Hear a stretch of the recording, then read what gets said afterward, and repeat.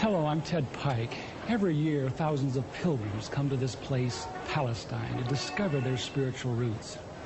Yet today, it is not just the religious. Mankind in general is turning its attention toward this land.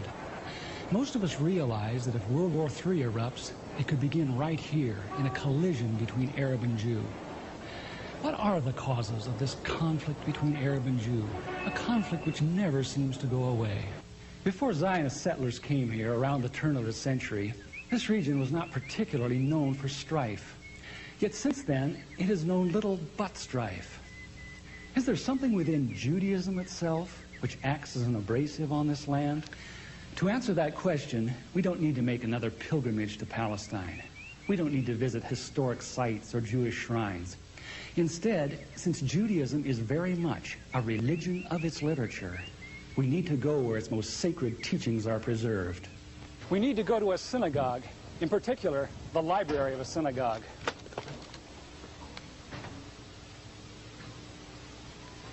In every synagogue library, we find hundreds of books, but there are a few which tower above the rest in authority. These include the Encyclopedia Judaica, the Universal Jewish Encyclopedia, the Jewish Encyclopedia. In the oldest of these, the Jewish Encyclopedia, we encounter fascinating new perspectives on the inner teachings of Judaism, perspectives which are well known to most religious Jews, but unknown to Christians. Most Christians believe that the Judaism of the Old Testament is very similar to Judaism today. Yet the Jewish Encyclopedia, in its article on Judaism, says modern Judaism and the Judaism of the Old Testament are very different. It says that after Nebuchadnezzar conquered Judah in the 6th century BC and led the Jews to distant Babylon, the Jews were faced with challenges to their faith they had never before experienced. Ever since the time of Solomon, the religion of Israel had centered around the magnificent temple in Jerusalem with its sacrifices and rituals. The question now became, how could one be a true Jew in a very foreign, even hostile environment? The need arose for a certain class of lay priests, called scribes or sopherim, to interpret the law in this new setting and make it workable. In time, these scribes became what the New Testament calls the scribes and Pharisees, the greatest legal authorities of Israel for all ages. The Pharisees said there were really two inspired revelations to the Jews. There was the written law of Moses, received atop Sinai, but there was also the oral tradition acquired by 70 elders who came to the base of the mountain but were forbidden to proceed farther. The Pharisees said that these 70 elders, or Sanhedrin, received a much more extensive and profound revelation than Moses, a revelation which was never written down, yet took precedent over the written law. When Jesus came on the scene, his reaction was to bitterly denounce this counterfeit tradition. Christ said the Pharisees, by their tradition, had made the law of God of none effect. He considered the Pharisees the most dangerous leadership Israel ever had. In 70 A.D., Jerusalem was destroyed by the Romans. Although Jewish sects such as the Sadducees now disappeared, the Pharisees emerged with even greater power over the Jewish people. The Jewish Encyclopedia describes the new role of the Pharisees. With the destruction of the temple, the Sadducees disappeared altogether, leaving the regulation of all Jewish affairs in the hands of the Pharisees. Henceforth, Jewish life was regulated by the Pharisees. The whole history of Judaism was reconstructed from the Pharisaic point of view. Pharisaism shaped the character of Judaism and the life and thought of the Jew for all of the future. In 135 A.D., all Jews were expelled from Palestine. The Pharisees led most Palestinian Jews in a mass migration back to Babylon. The majority of Jews were already in Babylon and had been since the time of Nebuchadnezzar 600 years earlier. Yet around 140 A.D., Babylon became the acknowledged land of refuge for world Jewry. For another 1,000 years, Judaism flourished in Babylon under the leadership of the Pharisees. Great academies of the rabbis were established and thousands of new laws formulated. There, those same Pharisees who killed Jesus Christ remained the undisputed rulers of Judaism. In Babylon, the Pharisees codified their oral traditions into the Babylonian Talmud, the written form of that oral tradition which Jesus so bitterly rebuked. The Talmud reveals how deep was Israel's apostasy. In her beginning, God gave the Hebrews the loftiest, the most upright literature and ethics the world has ever known.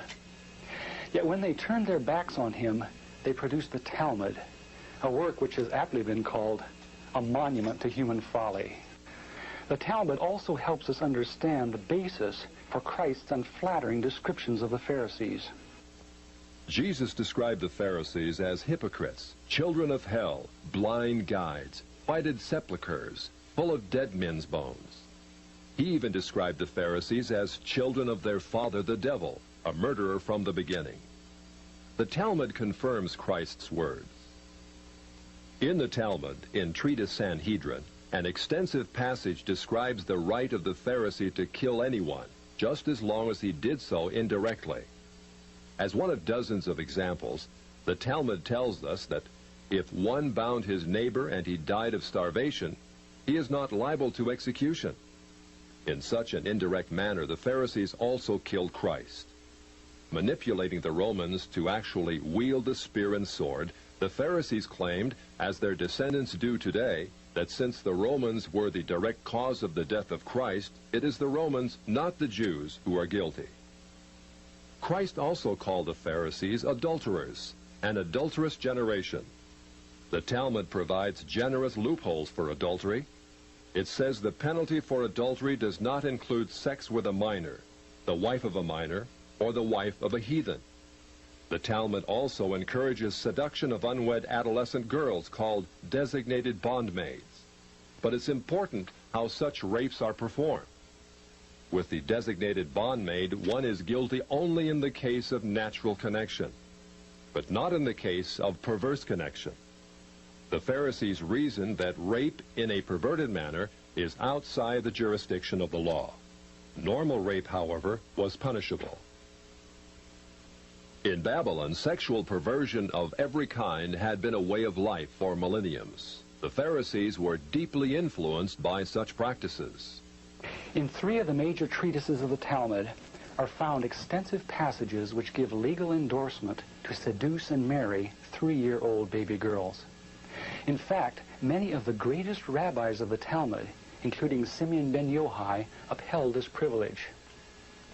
Today in Israel, thousands of Jews go to Meron every year to venerate the memory of Simeon ben Yochai, one of the most respected rabbis in the history of Judaism. In one of dozens of endorsements of child sex, Simeon ben Yochai said, "A proselyte under the age of 3 years and a day is permitted to marry a priest." Agreeing with ben Yochai, the great rabbah said, "When a grown-up man has intercourse with a little girl, it is nothing, for when the girl is less than this, 3 years and a day, it is as if one put the finger into the eye."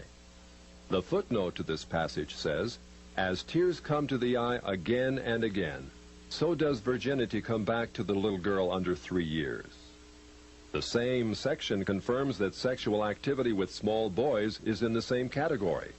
The intercourse of a small boy is not regarded as a sexual act. In addition to adulterers, Christ, in the story of the Good Samaritan, portrayed the Pharisees as racial bigots, too self-righteous to respond to the suffering of one who was not a Jew. It is true, because of the wickedness of the Canaanites, which included sodomy and infant sacrifice, Israel had been commanded by God to be harsh in her treatment of the inhabitants of the land. God made it clear that the Canaanites were not simply to be avoided, but destroyed. By the time of the New Testament, this method of preserving God's kingdom by separation and the sword had become obsolete. God no longer made a racial difference between men. But the Pharisees were unfazed by God's new agenda. The Talmud was finally written down nearly 5 centuries after Christ, yet its critical, even homicidal attitudes toward Gentiles might have been lifted out of the book of Joshua. However, the quickest way to grasp the Talmudic view of Gentiles is not directly from the Talmud, but from the Jewish encyclopedias. If we quote an isolated opinion from the Talmud, a rabbi may quickly object, saying, but that is not the overall opinion of the Talmud. That is not the definitive view. What the Jewish Encyclopedia provides us is a definitive overview of perhaps hundreds of rabbinic statements on any subject, giving us accurate summaries of what the Talmud generally teaches. In its article on Gentiles, the Jewish Encyclopedia begins to define what makes a Jew so different from a Gentile. According to the rabbis, only Israelites are men. Gentiles they class not as men, but as barbarians. Since Gentiles are not men in the fullest sense, so the Gentile is not a neighbor of a Jew. Further, since Gentile laws were too crude to admit of reciprocity, meaning too crude to be taken seriously, the Gentile was forever beneath the Jew. Gentiles were outlawed by God from the beginning, and thus had no property rights. The Almighty offered the Torah to the Gentile nations also, but since they refused to accept it, he withdrew his shining legal protection from them and transferred their property rights to Israel, who observed his law. Since the Talmud outlawed the child, or issue of a Gentile, as that of a beast, a Gentile had as little legal rights in a Jewish court as did an animal. The Talmud states that if a Gentile sue an Israelite, the verdict is for the defendant, the Israelite. Conversely, if the Israelite is the plaintiff, he obtains full damages. Because the Talmud conspires against Gentiles, if a Jew was ever caught telling a Gentile what the Talmud really says, such a person deserves death. So vile was the nature of a Gentile that the great Simeon ben Yochai said, "The best among the Gentiles deserves to be killed. The best of snakes ought to have its head crushed." Jews, however, are exalted beings in the Talmud, worthy of praise. Christ described the Pharisee who blessed himself, saying, "I thank thee, Lord, that I am not as other men." An eminent Talmudic rabbi says the same. "Blessed be thou, who hast not made me a goy," or Gentile. There is a special antagonism between the Talmud and Jesus. The Talmud attacks him everywhere it can, even his mother. Mary, the Talmud says, was a whore who mated with carpenters. She who was the descendant of princes and governors played the harlot with carpenters. It naturally followed that the scribes declared Christ to be a bastard. In its article on Jesus, the Jewish Encyclopedia says that Jewish writings defame Christ. It is the tendency of all these sources to belittle the person of Jesus by ascribing to him illegitimate birth, magic, and a shameful death. Jesus, according to this article, was considered one of the 3 worst enemies of Judaism who came to an ignoble end. The Talmud says they subjected him to 4 deaths: stoning, burning, decapitation, and strangling. The Talmud also says he is now in hell, punished with boiling hot excrement. What is Christ's advice as he speaks to us out of hell? The Jewish Encyclopedia quotes Jesus as telling us above all to bless the Jews. He says, "Further their well-being. Do nothing to their detriment. Whoever touches them touches even the apple of his eye." Christians, as followers of the false prophet Jesus, also deserve death. The Jewish Encyclopedia again recaps the Talmud's position. A Gentile observing the Sabbath deserves death. It says the Talmud's hatred was probably directed against the Christian Jews. These Judeo-Christians, evasively called min, minute, or minim, were considered by the rabbis to be the most dangerous form of heretics of ancient times. The New Testament Gospels were writings which the rabbis considered more dangerous to the unity of Judaism than those of the pagans. A Talmudic rabbi said, "The writings of Christians deserve to be burned, for paganism is less dangerous than minute or Christianity." The Jewish Encyclopedia, in its article on men, continues to illustrate the Talmudic hatred of Christianity. Again, we must remember, minim usually indicates the Judeo-Christians. It was forbidden to partake of meat, bread, or wine with the Christian. Scrolls of the law, tefillin, and mezuzot written by a Christian were burned. An animal slaughtered by a Christian was forbidden food. The relatives of the Christian were not permitted to observe the laws of mourning after his death, but were required to assume festive garments and rejoice.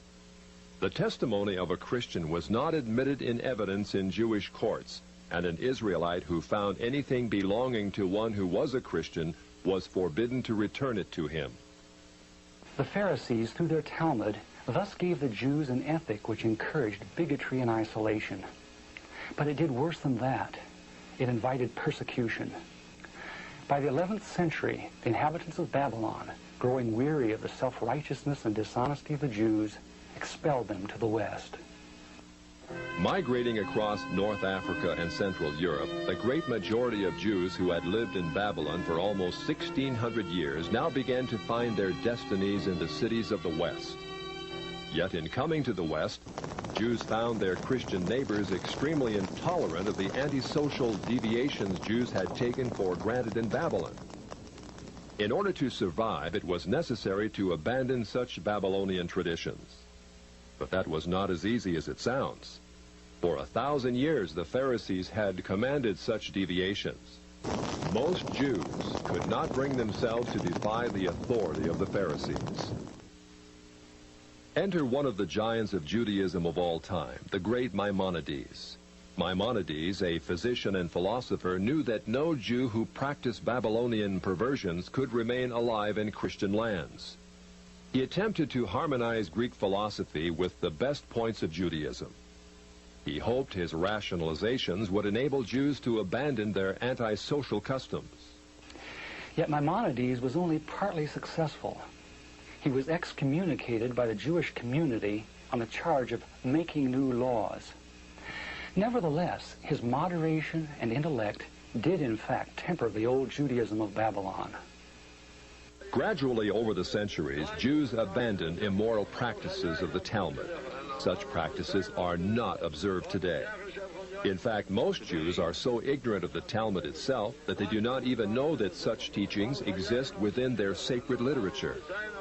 Yet the fact remains that when the Jews came to the West in the Middle Ages and attempted to accommodate the Talmud to Christian society, a tremendous conflict was created.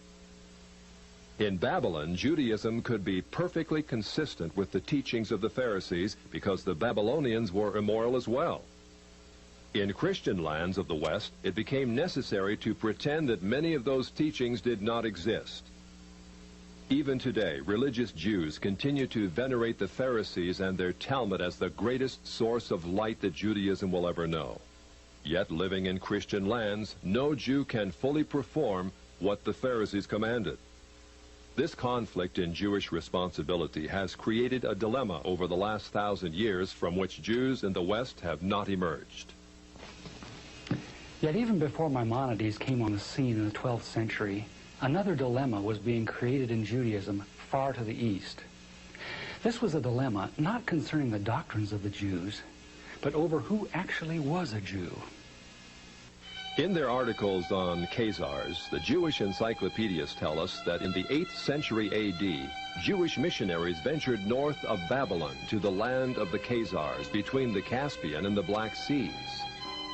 Khazaria was a vast grassland on what is now the plains of southern Russia, inhabited by a race of merchants, artisans, and warriors of Hunnish Turkish stock.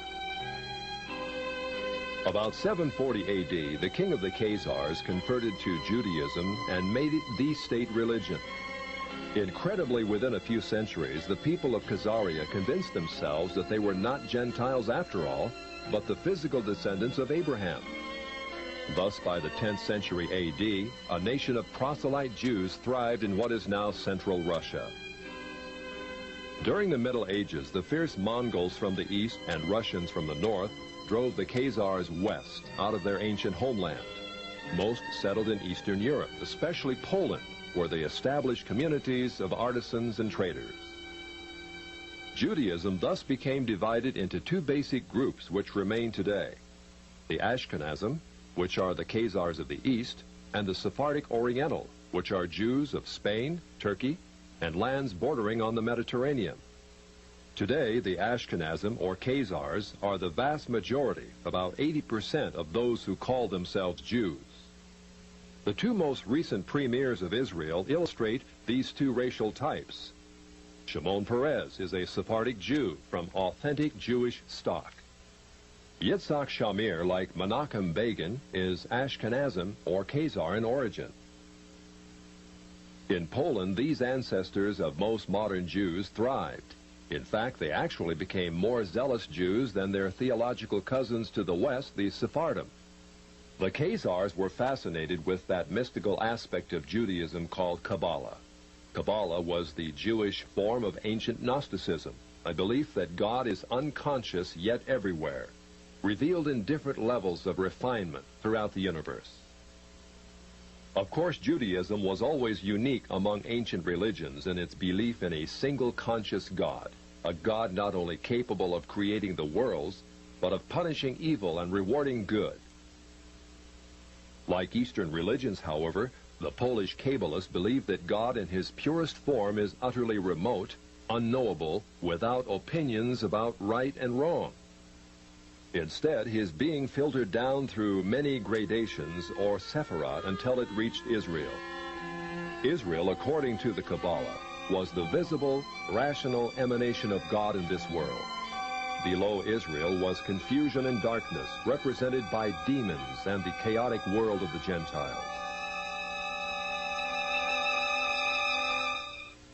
What excited the Khazars was that Kabbalah preached revolution. It said that Jews, as superior beings, were destined to rule the world.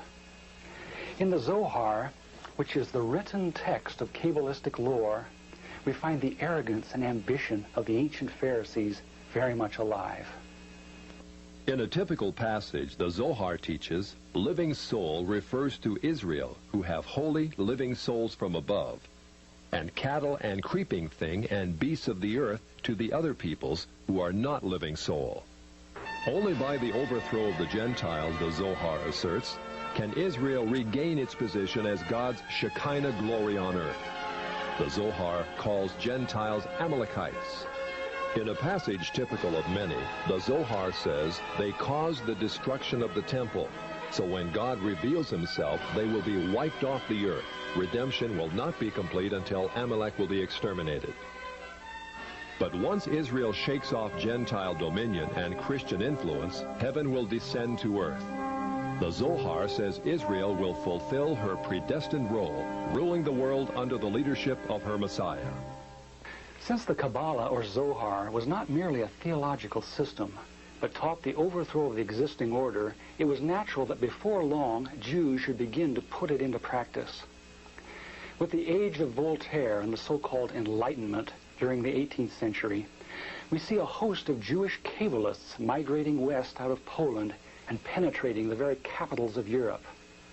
Jewish wonder workers, Bolshems as they were called, Saint Germain, Cagliostro, Frank, Falk, men of vast wealth and mystery came upon the European scene at the end of the 18th century. In Europe, in the years preceding the French Revolution, the foundations were laid for a new order in the world. Kabbalists such as Adam Weishaupt helped establish the ultra-secret Illuminati, which became a cover for plots and intrigues that would begin the erosion of Christian civilization. At the same time, beginning with Jewish philosopher Moses Mendelssohn, many Jews began to perceive their religion not simply as a means of personal salvation, but as a way to reform society at large. Many Jewish activists said that, starting with such revolutionaries as Moses and the prophets, Israel had always had the social objective of righting injustice and taking the part of the downtrodden. It was the duty of every Jew, they said, to come to the aid of the oppressed working masses, called the proletariat, in their historic struggle against capitalistic bondage. Many Jews thus came out of the ghetto and took part in all the great revolutions of the 19th century, including the Revolution of 1829 and the Revolution of 1848. It is thus not surprising that as the 20th century dawns, we find Jews turning their attentions to the overthrow of one of the last monarchies still opposing Jewish advancement, the Romanov dynasty of Russia. It is well known that the Jews had long hoped to overthrow the Tsar. It was natural then that Jewish philosophers such as Moses Hess and Karl Marx should contrive a philosophy that could make such overthrow possible. It was also natural that international Jewish bankers of New York, London, and Hamburg should finance it. The U.S. State Department, in its 3-volume report on the origins of communism in Russia, published in 1931, reveals how Jewish-controlled German banks under the leadership of Max Warburg conspired as early as 1914 to send large payments to Lenin, Trotsky, and others in their attempts to bring down the Tsar. As part of this conspiracy, Jacob Schiff, head of the New York Jewish banking house of Kuhn-Loeb, invested at least $20 million, which would be close to $1 billion today, toward the establishment of Bolshevism in Russia. In its article on socialism, the Jewish Encyclopedia, published in 1905, freely admits that Jews in Russia were ripe for revolution. In Russia, socialism, has become a movement of the Jewish masses.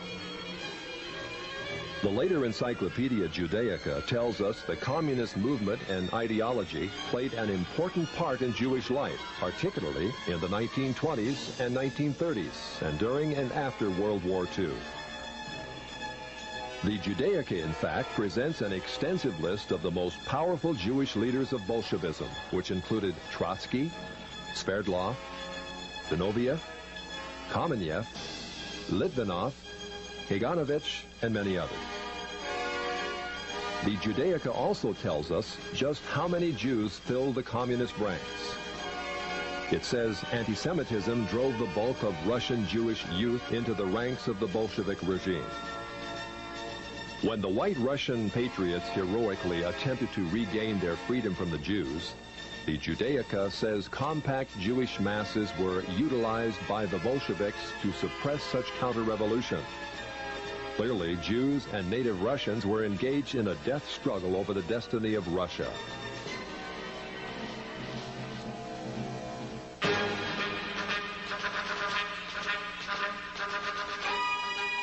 Unfortunately, the Jewish masses won. A rare photo shows the First People's Commissariat. From left to right are Uritsky, Trotsky, Zinoviev, Sverdlov, and Kaganovich, all Jewish. In 1918, intelligence services of the Western powers were buzzing with reports that communism was an international conspiracy fomented by atheistic Jews. British, Dutch, American, and other intelligence reports confirmed that Jews filled the Bolshevik ranks and that as much as 75% of all Soviet commissars were Jewish. In the Illustrated Sunday Herald of February 8, 1920, Sir Winston Churchill commented on what had almost become public knowledge. There is no need to exaggerate the part played in the creation of Bolshevism by these international and for the most part atheistical Jews. It is certainly a very great one. In the decades following the revolution, the question became, how much influence do the Jews still exert on the Soviet experiment? Although many of the Jewish kingpins in Bolshevism perished in Stalinist purges in the late 30s, none other than Nikita Khrushchev gives us an eye-opening view of just how many Jews were still in the Soviet government. Speaking to a delegation of French socialists, Khrushchev admitted in 1956 the government has found in some of its departments a heavy concentration of Jewish people, upwards of 50% of the staff. Because communism has historically been top-heavy with Jews, the Soviet policy of so-called anti-Semitism, much protested by Jews in the West, may in reality be but a ploy to distract the world from communism's Jewish past. Although most Jews have indeed been removed from high-profile positions in the Soviet hierarchy over the last 30 years, still Jews remain highly favored when it comes to immigration to the prosperous West. Since World War II, more than 1 million Jews have been allowed to leave the Iron Curtain, sometimes in waves of up to 52,000 a year. This contrasts to the grim reality that if even one Gentile attempts to escape, he would be lucky to receive only 15 years in prison. Jews, then, have played an enormous role in the Soviet experiment. Yet, as the Jewish Encyclopedia, in its article on socialism, again tells us, the passion of many Jews to socialize the world was not confined to Russia. As peddlers of socialism, it tells us, Jews must be reckoned among the pioneers of the socialist parties in America. As a case in point, a flood of socialistic Jews entered the FDR administration and helped pioneer the New Deal for America.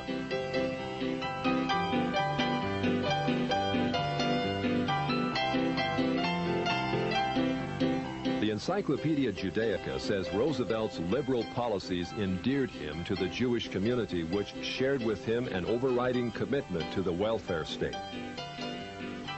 It is very significant that in letting left-wing Jews into his administration, FDR set in motion a conspiracy that was soon to have the gravest repercussions.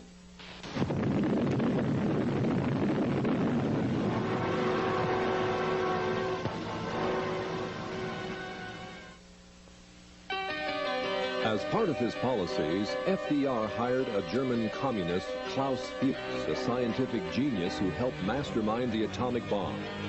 Yet Fuchs also headed a ring of 8 highly influential Jews who delivered the entirety of our atomic technology to the Soviet Union in the early 1950s.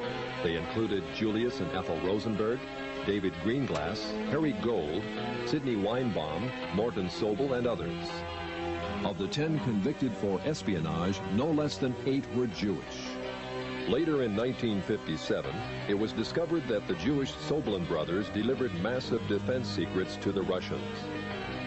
They acted upon the orders of the Jewish head of the Soviet secret police, Beria. The most recent example of such treachery is the Pollard spy case, in which Jewish spy Jonathan Pollard and his wife delivered thousands of top-secret documents not to Moscow, but to Tel Aviv. All Jews, of course, are not communists, spies, or even liberals. A small minority of conservatives like economist Milton Friedman, publisher Natty Loeb, and Senator Barry Goldwater are eloquent reminders that Jews are represented on the right as well as the left. Nor should we forget that many Jews have contributed disproportionately to the good of mankind, especially in such areas as medical research, science, and the arts. Such Jews deserve our heartfelt gratitude. Never should we indict Jews as a whole for the misdeeds of some. Yet the fact remains that historically most Jews have favored the liberal agenda. Many have gone as far left as communism. For example, in the late 40s, intensive investigations by the U.S. Justice Department revealed a disproportionate number of Jews in the American Communist Party. In 1949, the 11 members of the American Politburo of the Communist Party were convicted. 6 were Jews. In 1951, the second-string Politburo was indicted. Of 21 arrested, 14 were Jewish. Also in 1951, 15 top West Coast communists were indicted. 6 of the 15 were Jewish. Satisfied, break left. During the Vietnam conflict, while American boys died by the tens of thousands, Jews dominated the communist New Left in America. The Encyclopedia Judaica says the New Left included a disproportionate participation of Jews in the leadership and sometimes also in the ranks. It continues, Jews have been active in the United States in all radical movements, socialist and communist, old left and new. On almost every major campus in which the New Left was active, Jews were prominent in the leadership. Typically, they formed between a third to more than half the leadership and members. Jews also dominate the American Civil Liberties Union, a left-wing front which has tirelessly opposed such fundamental values as prayer in the schools, effective criminal prosecution, even the Pledge of Allegiance. The ACLU has been the subject of frequent congressional scrutiny. As early as 1931, a special congressional investigating committee prophetically described a role which has become all too familiar in recent years.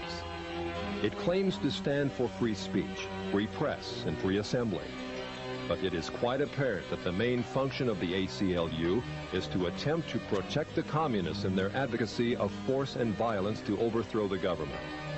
Today, the ACLU is led by Jewish National Director Ira Glasser, the 5th national director in its history.